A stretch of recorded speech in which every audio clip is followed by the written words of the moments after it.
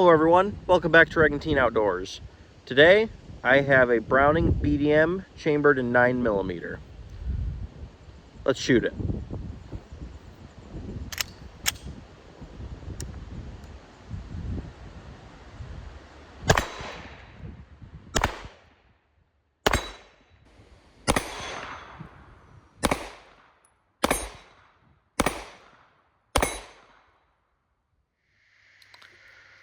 Before taking a closer look, let's make sure that the gun is clear.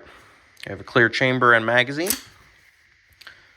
On the right side here, we have the model BDM for Browning dual mode and caliber 9mm Luger. Serial number on the right side of the frame. The caliber again on the barrel. And then we have an ambidextrous safety / decocker. We also have our magazine release, slide release, takedown lever. We have Browning Arms Company stamped here, and then the selector for the dual mode. Sights are a basic 3-dot white sight. The rear is windage adjustable, and I've colored the front sight to be orange. So the BDM gets its name because it is the dual mode, so you have two modes, pistol mode and revolver mode. So in pistol mode, it operates like a double action pistol. You would load your round into the chamber. You're on single action, you decock, then you are in double action. You would fire your first round, slide would cycle, and you'll be in single action for the remainder of your shooting. To change modes, you have a little nub on your magazine base plate. You line it up in there. You can change into R for revolver mode. So now, you would load around into the chamber, and your hammer is going to come forward, so you are now in double action. Every single time the slide cycles, the hammer will fall, so it's like shooting a double action revolver. You are still able to cock the hammer back and shoot in single action if you would like to. A few more things about the BDM. The magazines that they come with are often these limited 10-round mags, as a lot of the guns were made during the assault weapons ban in the 90s. You can still find factory 15-round mags online, but they're going to be close to $150, and even extra 10s are going to be close to $100. I believe that Browning made this pistol for the FBI service pistol trials in the 90s, as well as to sell to law enforcement agencies. I believe the idea was if an officer wanted a revolver, they could shoot in revolver mode. And if they wanted double action, single action, they could shoot in pistol mode. Browning did not win any contracts with this gun, as far as I'm aware. If you know of any that they did, let me know in the comments. But I think the dual mode turned out to be more of a gimmick than anything else. Commercially, they weren't very successful either. I believe it was 1991 to 99 is all that these were manufactured. So they didn't sell very well in gun stores. I believe there were 3 different variants. The blued one I have here, I believe there was a all stainless model and then a 2-tone stainless and blued model. The gun feels very good in the hand. It's very slim, almost like a 1911, or obviously similar to a Browning high power. It's fairly light recoiling. Mine's been accurate and reliable, so I don't have anything to complain about there. But with all that being said, let's get back to the range.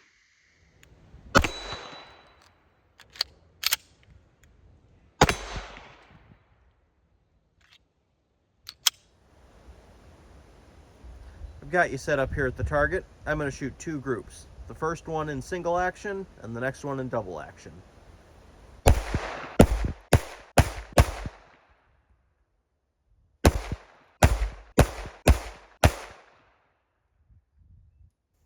As you can see, shot pretty good in single action. Double action is a little bit harder, trying to keep that trigger pull consistent. But overall, I'm pretty happy with that for 10 yards and cheap target ammo. All right, let's do some shooting in revolver mode. We will switch the gun onto R for revolver mode. We're back here at 25 yards. Let's shoot some steel.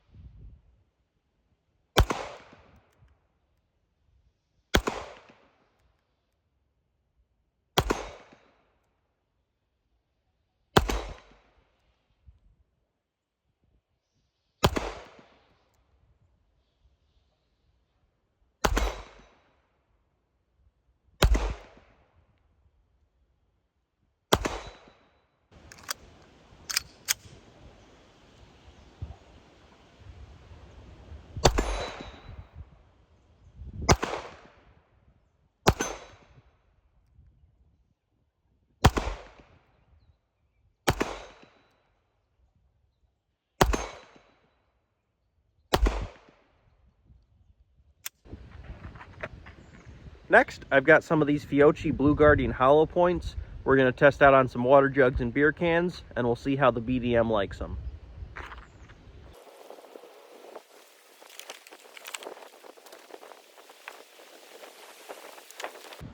Loaded up with some hollow points. Let's do some shooting.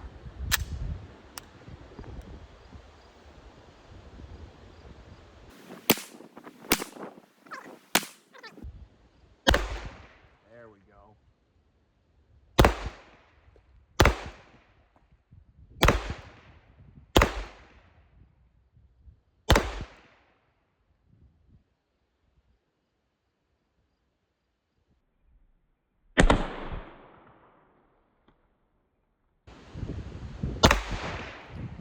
Oh, we just grazed it. There we go. All right, let's shoot the big one.